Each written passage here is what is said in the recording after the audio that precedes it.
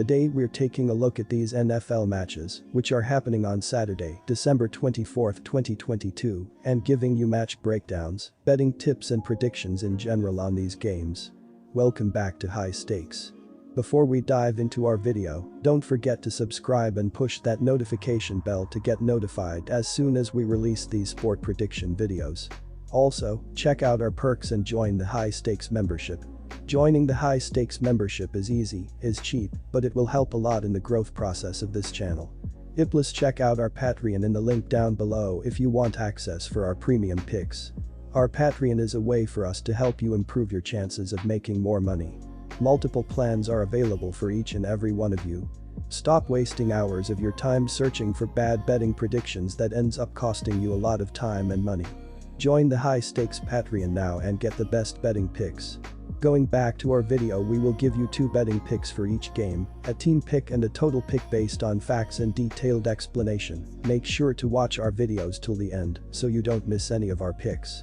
One more thing before we start, check out our new channel High Stakes Props and Parlays, where you can find our player props and parlay picks predictions. You will find the link in the description and comments section below. Cincinnati Bengals vs New England Patriots. The Cincinnati Bengals step onto the field holding a record of 10-4 for this season. In their last contest, the Bengals faced the Buccaneers and earned the victory with a final of 34-23. Joe Burrow connected on 27/39 with 200 yards passing and 4 touchdowns. He had a QB rating of 104.6 and ended the contest with 1 interception. Ja'Marr Chase left with an average of 8.6 yards per catch by accounting for 60 yards on 7 receptions. Samaje Perine led the offense in rushing for the Bengals with 7 totes for 24 yards, 3.4 yards per attempt. At the end of the game, they tallied 62 plays which totaled 237 yards. The Cincinnati Bengals ended up running the ball 21 different times and amassed 53 yards, which had them averaging 2.5 yards per carry. In the running game, the Bengals conceded 92 yards on 25 tries, which calculates to 3.7 yards per run surrendered. Cincinnati relinquished 30 completions on 44 tries for 304 yards and a completion percentage of 68.2%. The Patriots come into this game with a record of 7-7 for this season. In their last contest, the Patriots took a loss by a final score of 30-24 against the Raiders. Mac Jones finished the game with 112 yards on 13 31st passing, while his quarterback rating was 52.1. He didn't throw any interceptions, and his YA was 3.6 yards. Jacoby Myers was the best receiver for the Patriots, catching 2 balls for 47 yards, 23.5 yards per catch. Ramondre Stevenson carried the football 19 times for 172 yards, finishing the game with 9.1 yards per carry for New England. The Patriots ended up finishing with 318 yards on 63 plays, 5.0 yards per play. New England ran the football for 6.4 yards per tote, finishing with 206 yards on 32 attempts. New England gave up 23 rush attempts for 97 yards, 4.2 yards per rush. The Patriots' passing defense gave up a completion percentage of 52.6%, surrendering 211 yards on 20 for 38 passing. These teams are trending in completely opposite directions, and last week's loss is going to be very difficult for New England to recover from emotionally. The Patriots have not been good in the underdog role, covering the spread just twice in their last 9 tries. They are facing a Cincinnati team that is going to be feeling completely different coming into this matchup, as the Bengals erased a 17-point deficit in their win over Tampa Bay. They have now covered the spread in 6 straight games and are starting to look like the team that made a Super Bowl run last year. Burrow and co. have covered the spread in 6 of their last 7 road games, making them a strong team to back on Saturday. Our first pick is Cincinnati minus 3 points. 4 of the last 5 meetings between these two teams have gone over, but all of those featured Tom Brady under center for the Patriots. The Mac Jones-led offense is a shell of what those old Patriots offenses were. They have been tough to watch of late, averaging 19.4 points in their last 5 games and twice scoring 10 points in that span.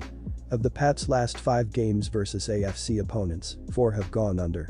The Bengals have had 3 of their last 4 go under and 8 games on the season total. It's going to be a very cold day in New England with temps in the low 20s following a full day of rain on Friday. The field will not be in the best conditions and will slow both offenses down. Our second pick is under 41.5 points. Houston Texans vs Tennessee Titans. The Houston Texans head into this game 1-12-1 for this season.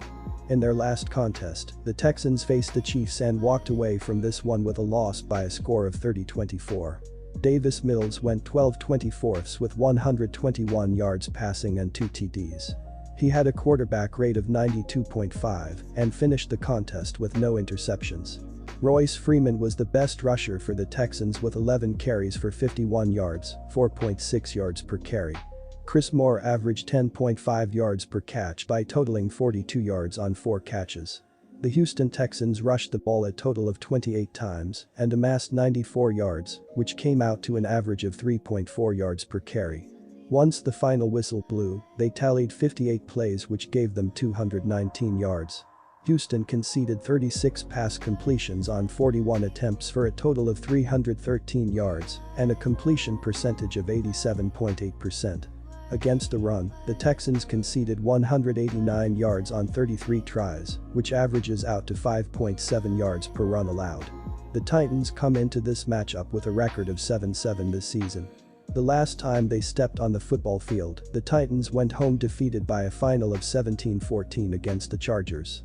Derrick Henry carried the football 21 times for 104 yards, finishing the game with 5.0 yards per carry for Tennessee. Derrick Henry had the best day in terms of receiving for the Titans, grabbing 4 footballs for 59 yards, 14.8 yards per catch. Ryan Tannehill finished the contest with 165 yards on 15-20 seconds passing, while his QB rating was 71.2. He tossed 1 pick, and his average yards per attempt was 7.5 yards. Tennessee surrendered 24 attempts on the ground for 74 yards, 3.1 yards per rush.